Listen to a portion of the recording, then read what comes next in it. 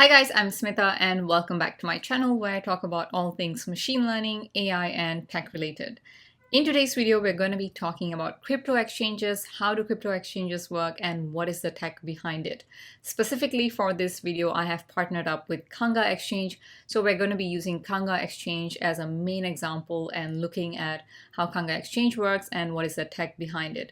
We're also going to be looking at what proof of stake is and how different proof of stake cryptocurrencies actually work. Because proof of stake is a really common algorithm, it's going to be a really good example to look at as well. This video is going to be great if you are brand new to the crypto world or you are trying to get more information on different crypto algorithms and also different crypto exchanges as well.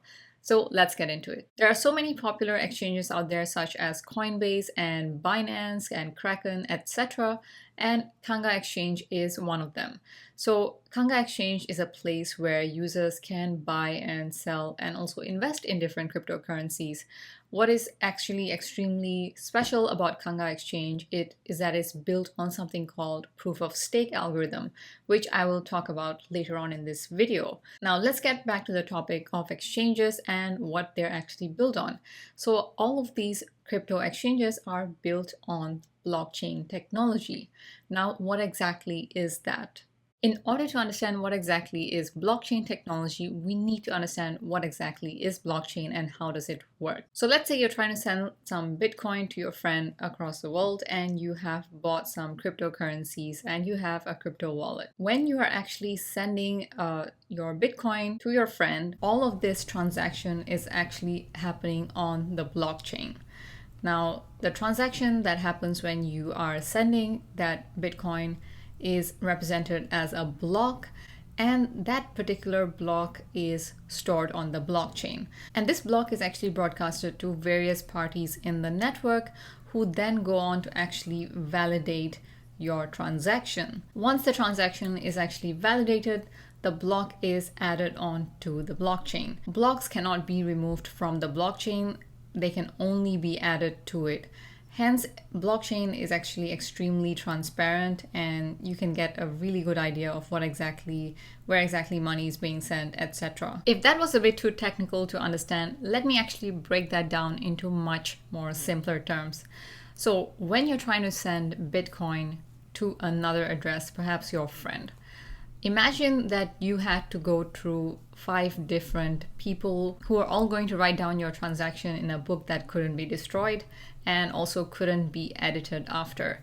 So for example, you're trying to send money and you have to tell 5 different people about it and they are all writing it down in their ledger, which can't be edited. And once they've actually written down your transaction and have proved it, that is when your transaction actually goes through. So the evidence of your transaction has actually been listed in these 5 different books, which cannot be edited and cannot be destroyed as well. So it's actually extremely transparent and anyone can see what kind of transactions are happening on the blockchain. Next up, let's actually talk about the different consensus algorithms within cryptocurrencies.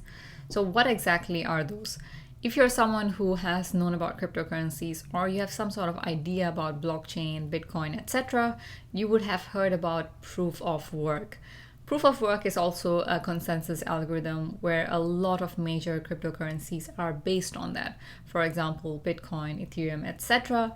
Meanwhile, proof of stake is a completely new form of consensus algorithm, which is pretty new, but it's also making a lot of waves within cryptocurrency. In fact, a major cryptocurrency like Ethereum is actually planning on shifting entirely onto proof of stake, and there are multiple reasons for that.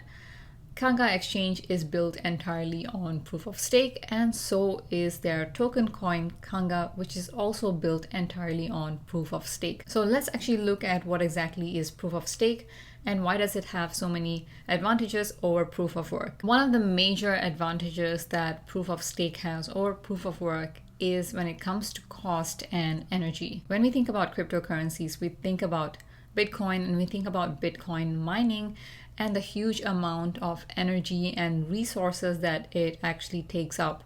So proof of stake actually definitely addresses that and it is much more friendly on the environment. So unlike proof of work systems, proof of stake systems don't actually require you to mine anything. Hence, they don't take up as much energy as these other cryptocurrencies which are built on proof of work. Another major advantage of proof of stake systems is when it comes to something called centralization. So the entire reason why cryptocurrencies are so attractive is because they are decentralized in their nature. However, when it comes to Bitcoin mining or any sort of mining in these major cryptocurrencies, we see that mining is not really accessible to the average person anymore. In fact, mining has been taken over by large corporations, and they have the upper hand and they definitely have the control when it comes to transactions on the blockchains within these cryptocurrencies. So definitely these major cryptocurrencies, which were initially marketed to be decentralized, are actually losing that factor and moving towards centralization. So that is why proof of stake systems are so much more advantageous than proof of work systems. Additionally, in proof of work systems, what happens is miners actually are able to mine the different tokens as rewards.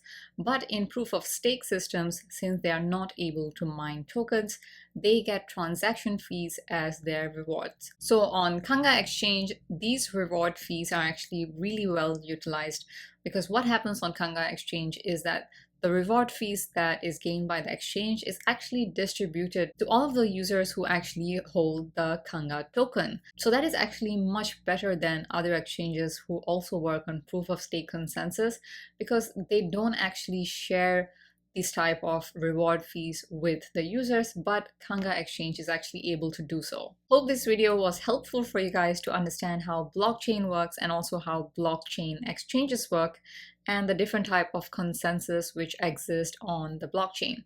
For example, proof of work and also proof of stake. Now, I'll be making a lot more videos in the future talking about these type of consensus algorithms and also taking a deep dive into the tech behind cryptocurrencies, because I'm sure that not a lot of people are doing that. If you guys want to take a look at the Kanga exchange and also the Kanga token, I'll be leaving a link for both of those in the description box below, so definitely do so if you're interested. And thank you guys for watching, and see you in my next video.